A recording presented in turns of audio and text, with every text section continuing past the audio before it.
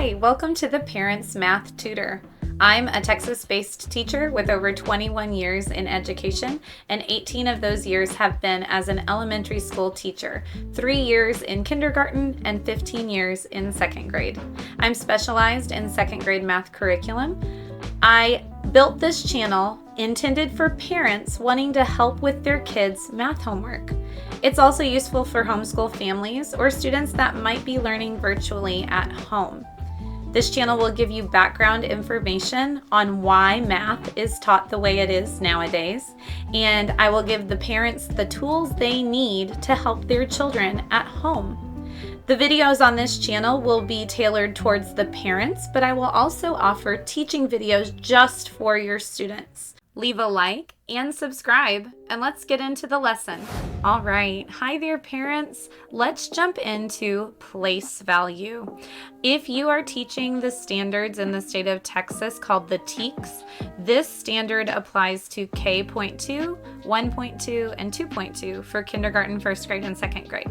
If you teach Common Core curriculum, you can see on the screen the standards that apply to that in kindergarten, first, and second grade in states other than Texas. So if you're specifically looking for a standard to help with homework, these are going to be the standards that match the lesson that I'm going to teach you. So let's dive into place value, a guide for parents, for you guys. All right, so the first thing we have to ask ourselves is, what do we mean when we say that we're teaching the kids place value? Place value is when your kids know the value of a digit based on where it is written in the standard form of a number. And standard form just means the regular way that we write numbers. So for example, in the number 47, I want your student to know that the 4 isn't a 4 in 47, it's a 40.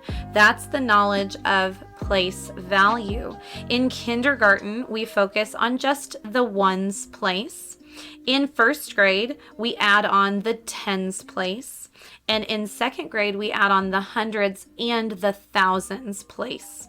In kindergarten, we are very concrete with our place value knowledge. And what that means is that we count things in our hand, we can touch, and we say the corresponding number, and we also write it down too, but we really focus on writing down those numbers in first grade and second grade. So we're moving from a concrete understanding of place value, where we're actually touching the objects and counting them out loud, to a abstract idea of place value, where you're writing a symbol, a digit, that stands for those things that you counted. So let's talk about how important vocabulary is when you're teaching these concepts to your kids. In order for your child to know place value to the fullest extent, they have to be able to hear these vocabulary words, know what they mean, but also use them efficiently. If they cannot explain to you what one of these vocabulary words mean, that's going to be a barrier or a roadblock getting in your way of teaching them place value. So I wrote some of them that I could think of on the screen, some vocabulary words that we do not use in social language, but we use specifically when we're teaching math, and the idea of place value. I thought of place value, place, digit, standard form, expanded form, pictorial model, written or word form. We talk about base 10 blocks when we're teaching place value, and of course the name of the places, which are thousands, hundreds, tens, and ones. If you ask your child to show you something when it comes to vocabulary, if you say, will you please write the expanded form or expanded notation of that number down? And they look at you and they always ask, what's that? That means that those words have not yet become a part of their declarative memory, and you might need to stop the math instruction and pause it and just work on vocabulary, because until they understand those words and just saying them, they know what it means, it's going to hinder their ability to grow as a mathematician. So ways that you can work on vocabulary is you can have them explain their thinking out loud, but while they're explaining their thinking, don't let them point to something and say this thing or that stuff. Make sure that they're using the correct vocabulary words when they're talking, because if they can become the teacher, then they totally understand what they learned. Another thing that they can do is they can make their own anchor charts. So on the screen, you can see some examples of anchor charts that have to do with place value vocabulary. If they can draw their own anchor chart on a piece of paper and it's correct, that means that they have a full understanding of what those things mean, and then they can move on with learning. So if they're having a really hard time with place value and every time they bring a paper home, they've missed something when it comes to representing numbers, that might be a vocabulary issue and not necessarily a place value issue. I just wanted to let you know how important vocabulary is.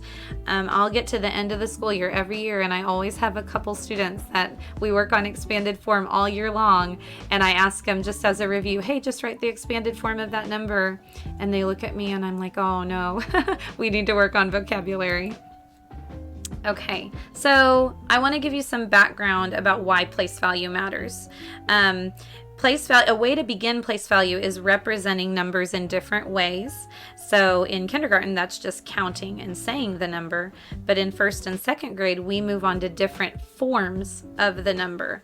Why does this matter? Well, this matters because this is the time in their life where they're developing their number sense. For the rest of their life, they're going to rely on the number sense that they combine in their mind in the kindergarten, first grade, and second grade years. And if they misunderstand the number sense and the place value system that we use, then later when they add decimal points in third and fourth grade, and then they have to turn decimal points into fractions, it's going to get really, really confusing because they didn't have that really solid foundation of place value. If you have a good understanding of place value, you can think flexibly about numbers. So when you go to solve a problem, you can break numbers apart however you want. You can put them back together however you want, because you know the place that digit goes in and what its value is. So you can break it up and move it around however you need to solve problems differently than others, because everybody's brain is different. We're not all going to solve problems the same. If they have a good foundation of place value, they will avoid misconceptions right now while they're learning it, but also later. And then as a grown-up, they need to be able to be a efficient, communicating member of society, and one of the things that's worldwide is numbers. If you can work with numbers, you can communicate with people all across the world correctly because you have an understanding of what those numbers mean. Okay, so now I want to show you as the parent how you would teach this to your child at home. And this could even be good for if you have a third or fourth grader and they've just always struggled with math and they're coming home with place value issues, or you have a parent-teacher conference and they say that their troubles really stem from them not understanding the value of each digit. This might help you help get your student back where they need to be.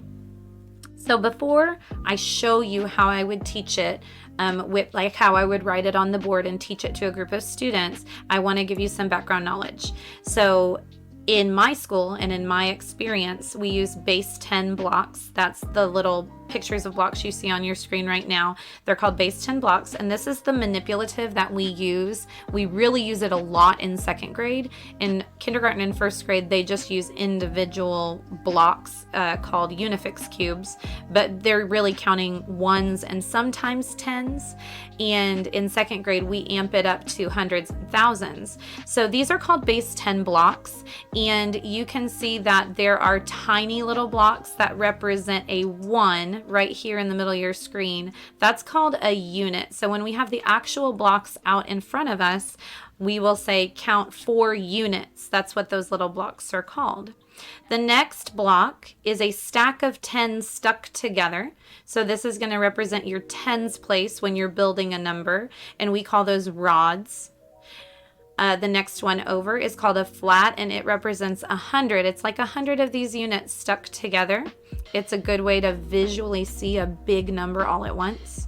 And then once we move on to the thousands, this is called a cube, and it represents 1,000 tiny little units stuck together. Here's some more vocabulary words that you need to make sure your student really understands. If they're building a number and they say, I drew 3 sticks, we want to make sure that they're corrected and they're calling those rods, because that's the name of that block that represents a 10. They can also call them ones, tens, hundreds, and thousands, because that's what they would be called in the standard form of a number. So you can see on your screen different ways of representing base 10 blocks. You can actually physically build them with the blocks, but I will show you as we move on with this lesson that we actually draw them, and this is called pictorial model. And I just wanted to really point out the correct way to draw them, because kids like to try to be artists. They like to be artistic in math. And so when they go to draw a unit, they try to draw a square. But notice, the flats are also square, and the cubes are also square. So if they're drawing a million squares on their paper, they're not going to know which one is a 1, which one is 100, and which one is 1,000. So we have a way to differentiate that. So our units are always just dots when we're representing them. Our rods are going to be just an easy stick, because kids like to draw 10 squares stuck together. First of all, that takes too long. And then second of all, sometimes it's hard to tell if they meant to draw a rod. Sometimes they leave a couple off and then they count it as 8. So just one straight solid stick is how I would draw it. I would draw a flat as a square. And then on the next, as we go on with the lesson, I'll show you an easier way to draw a cube. This isn't how I like to draw a cube, because it also gets confusing. This starts to look like 3 flats stuck together when you have a second grader drawing it. So let's move on with the different ways that I would be teaching a student to represent a number. Let's start with the number 647. Thinking about place value, we want to know how to represent this number by decomposing it into its hundreds, tens, and ones. This is a good second grade example because it's a 3-digit number, but you could make it first grade by taking off the 600. You can make it kindergarten by taking off the 600 and the 40. The 4 different ways that we teach to represent numbers in place value are standard form, pictorial model, expanded form, or sometimes we call it expanded notation, and then we have written form or word form. So to teach standard form, I first have to tell the 7-year-olds in my classroom what standard means. Standard means regular. When you buy a standard model car, you're buying the regular car. So standard means regular, the regular way you write a number. You have to know which number to put in the hundreds place, which number to put in the tens place, and which number to put in the ones place to write the standard form of this number. So I drew a little HTO chart to show you the number 647. The next way to represent a number is pictorial model. In pictorial model, we have to take the number written, the standard number, and we have to decompose it into its base 10 block pictures. So I'm going to take the 600 from the hundreds place and I'm going to draw 6 flats. I'm going to take the 40 from the tens place and draw 4 rods. I'm going to take the 7 from the ones place and I'm going to draw 7 units. Now, if this number were 1,647, I would need to put a cube there too. And this is how I teach my students to draw a cube. It's just a flat with a T in it to stand for 1,000. It's a lot easier than trying to draw a 3D cube every time you need to draw one. Moving on to expanded form or expanded notation, I need to decompose the number by looking at the digits in each place and break the number apart. So I'm taking the 6 from the hundreds place, I'm writing 600, I'm adding it to the 4 tens in the tens place, and I'm adding it to the 7 ones in the sevens or in the ones place. Now, this can sometimes be tricky when there's a 0 in the middle. I just teach my students to go ahead and write the 0 as well. The last way to represent a number is written form or word form. And I teach my students that you say the number out loud and you write the words you just said. So I say this number, 647. 47. You would know there was a misconception here if they wrote 647. And then you would need to back up and teach place value a little bit more. These are the different ways you can represent a number. Thanks for watching today. I hope you got a lot of value out of this place value video. Please like and subscribe, and I can't wait to teach you more math. Have a great one.